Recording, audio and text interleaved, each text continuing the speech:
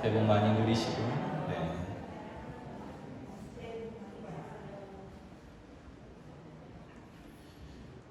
따라합시다. 내게 부족함이 없으리로다.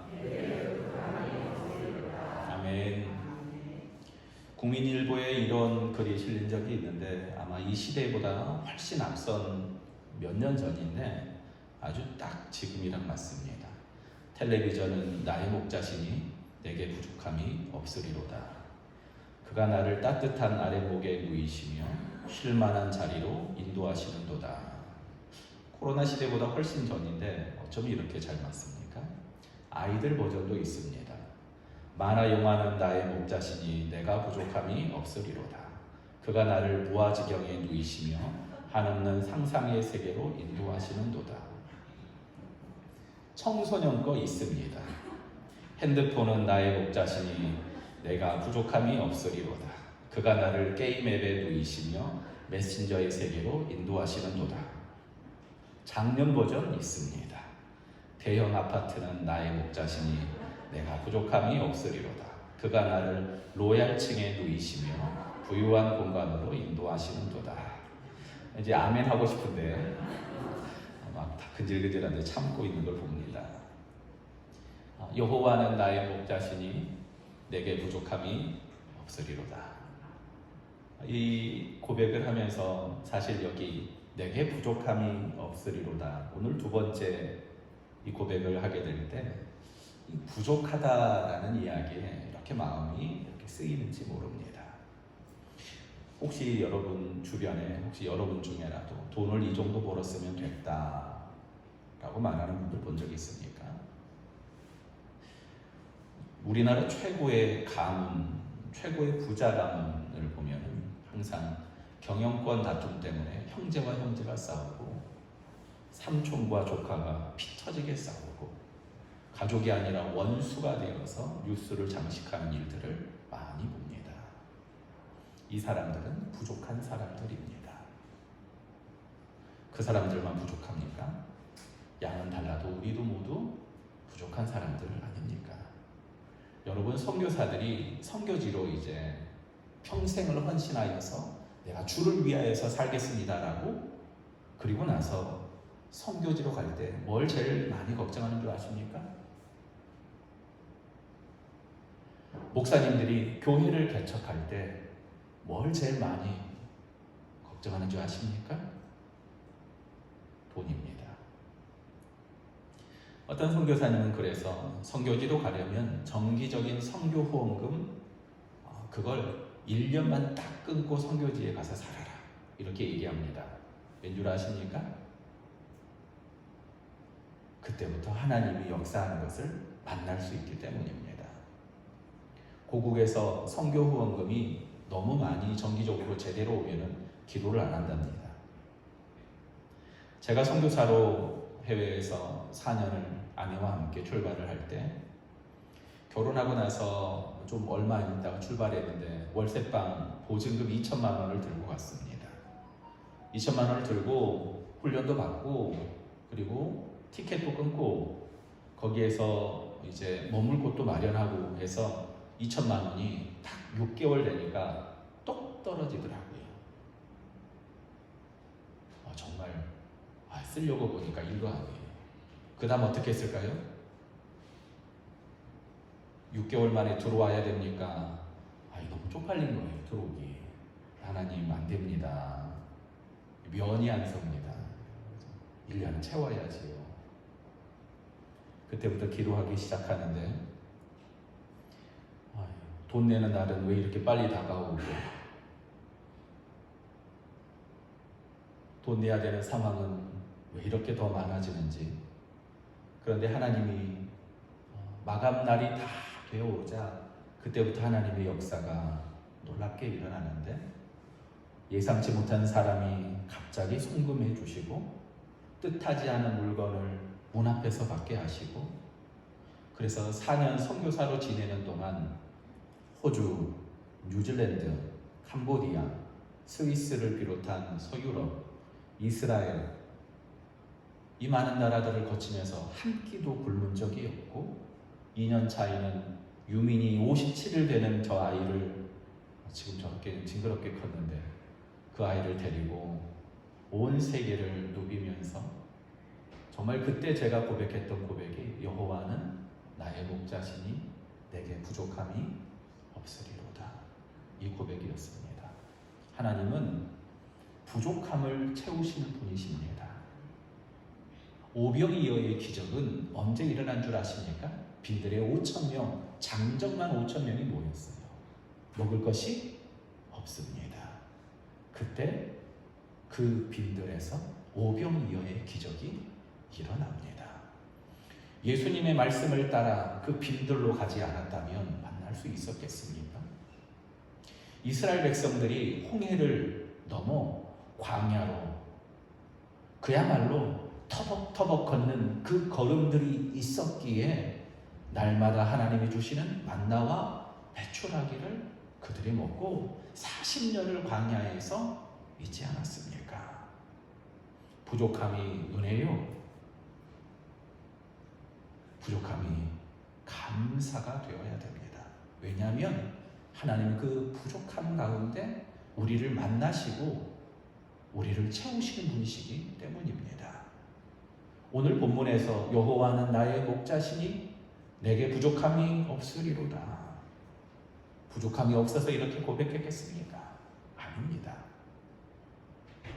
여호와는 나의 목자시니라고 고백하던 그 다윗 안에 있는 얼마나 많은 연약함과 부족함이 있었겠습니까? 하지만 하나님의 채우심을 믿기에 여호와는 나의 목자시니 내게 부족함이 없으리로다 고백하는 겁니다. 바울이 로마 감옥에서 많은 편지들을 씁니다.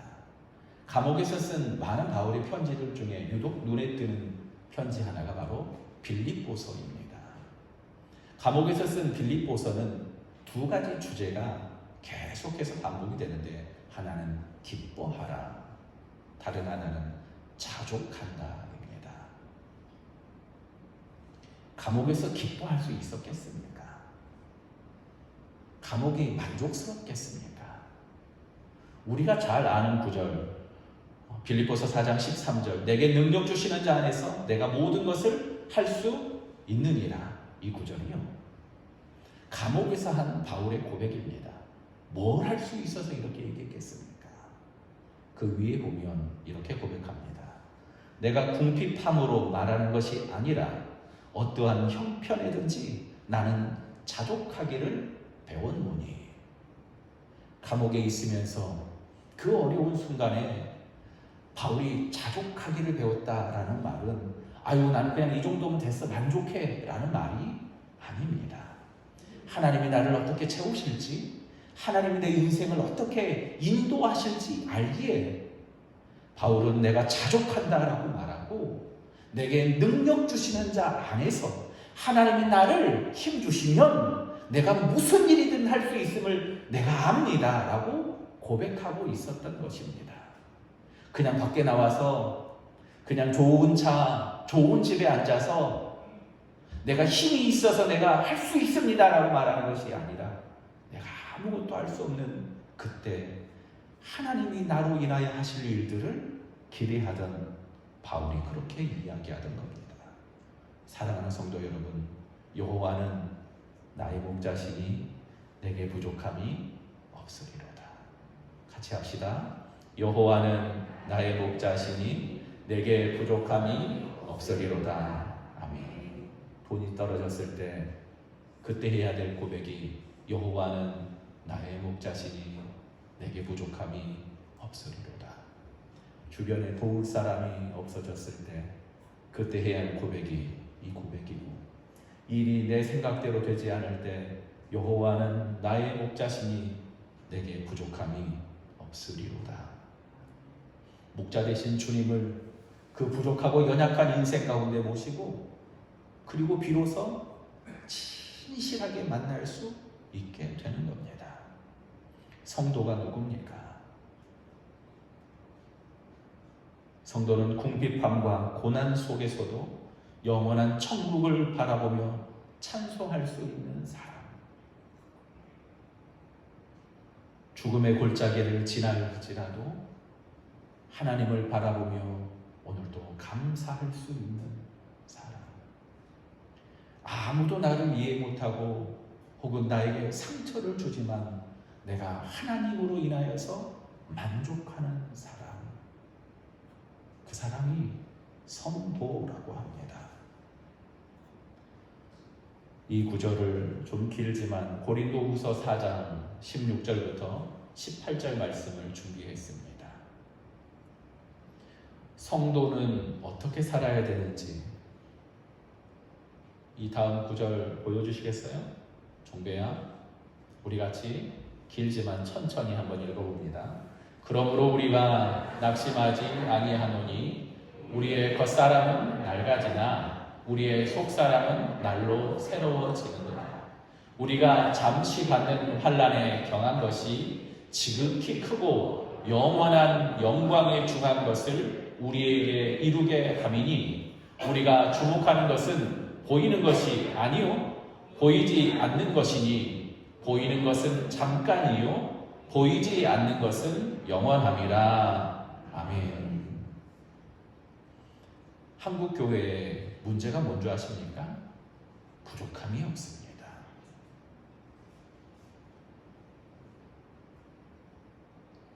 저는 오히려 바로 이것이 궁핍의 시대, 궁핍한 시대를 살아가는 우리 교회의 자세여야 된다고 생각합니다. 이 시대가 넉넉한 것 같습니까? 옛날보다 훨씬 잘 먹고 얼마나 좋아졌습니까? 저는 항상 소정리에 와서 이렇게 어르신들, 특별히 권사님들이랑 연세가 많으신 장로님들 만나면 얼마나 마음이 편한지 모릅니다. 왜냐하면 저 어렸을 때 물찌개지던 얘기하면은 몰라요, 제 또래들은. 그렇게 어렵게 살지 않았습니까? 추운 겨울을 얼마나 힘들게 살았습니까? 훨씬 많이 가지고 많이 먹고 편하게 살지. 지금 이 시대는 궁핍의 시대가 아닙니까? 전화기가 있으면 뭐합니까? 점점 외로워지는 시대 아닙니까? 외로울 때 전화할 사람이 없는 시대가 지금 아닙니까? 자동차가 있어서 하루면 대한민국 어디든 갈 수 있는 이 시대가 만날 사람이 없는 시대가 아닙니까? 쏟아지는 뉴스를 들으면서 얼마나 많은 지식과 정보를 우리의 머릿속에 담습니까? 그런데 돌아보면 그 뉴스와 지식들이 우리를 풍요롭게 하는 것이 아니라 우리를 얼마나 궁핍하게 합니까? 좋아 보이는 것들, 멋진 것들 많이 바라보며 우리는 얼마나 많이 비교하고 얼마나 많이 초라해집니까? 궁핍의 시대를 살고 있는 우리는 다시 주님 앞에 돌아가야 합니다. 가난한 마음, 이게 가난한 마음 아니겠습니까? 예수님이 심령이 가난한 자는 복이 있나니 라고 말씀하신 이유가 다른 게 아닙니다.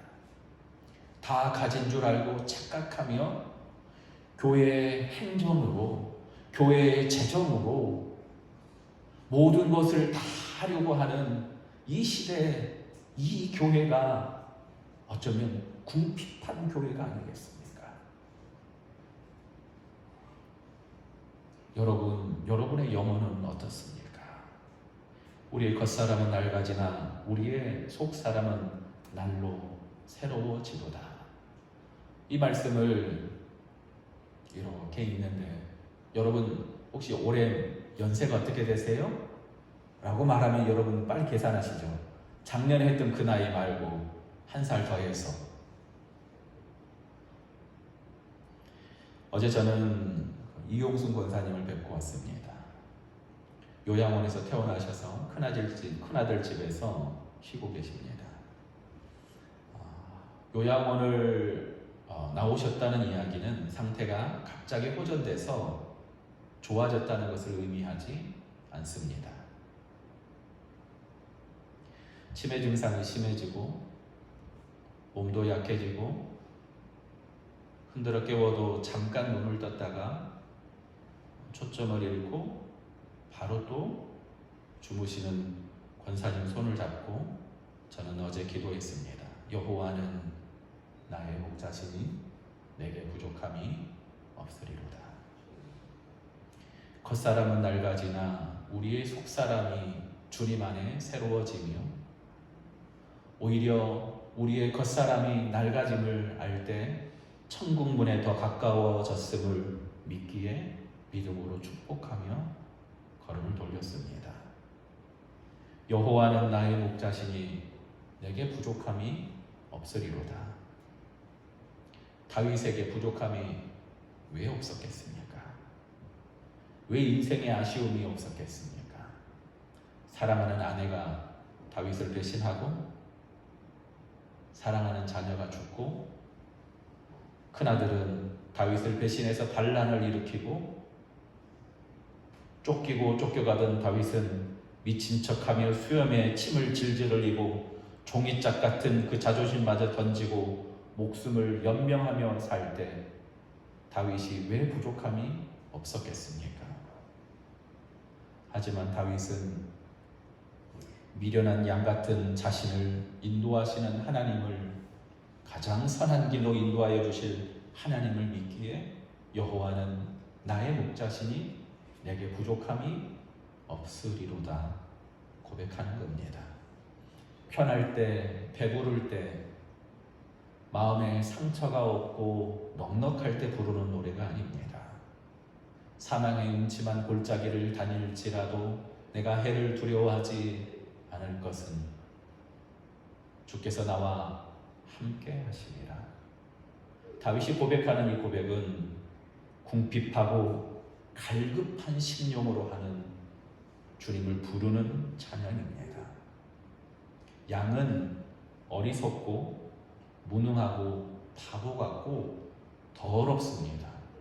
다른 동물처럼 날카로운 이빨도 없고 발톱도 없습니다. 하지만 그런 양이라도 목자가 있으니까 살 수 있고 푸른 초장으로 옮겨질 것을 아는 겁니다. 사랑하는 성도 여러분, 부족해도 어리석고 무능해도 괜찮습니다. 하나님이 우리의 목자 되어 주십니다. 양처럼 더럽고 그리고 연약하여도 괜찮습니다.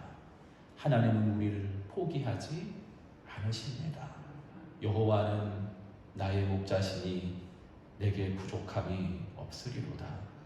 목자 되시는 하나님, 우리를 돌보시며 채우시는 하나님의 은혜가 궁핍의 시대를 살아가는 가난한 마음으로 주님 앞에 나오는 저와 여러분, 그리고 여러분 가정 가운데 있기를 주님의 이름으로 축원합니다. 우리 같이 찬양하며 주님의 은혜를 고백합시다. 우리 같이 앞에 있는 가사를 함께 읽어봅니다. 날마다 숨쉬는 순간마다 내 앞에 어려운 일 보내 주님 앞에 이 몸을 맡길 때 슬픔 없네, 두려움 없네. 아멘. 우리 같이 찬양합시다.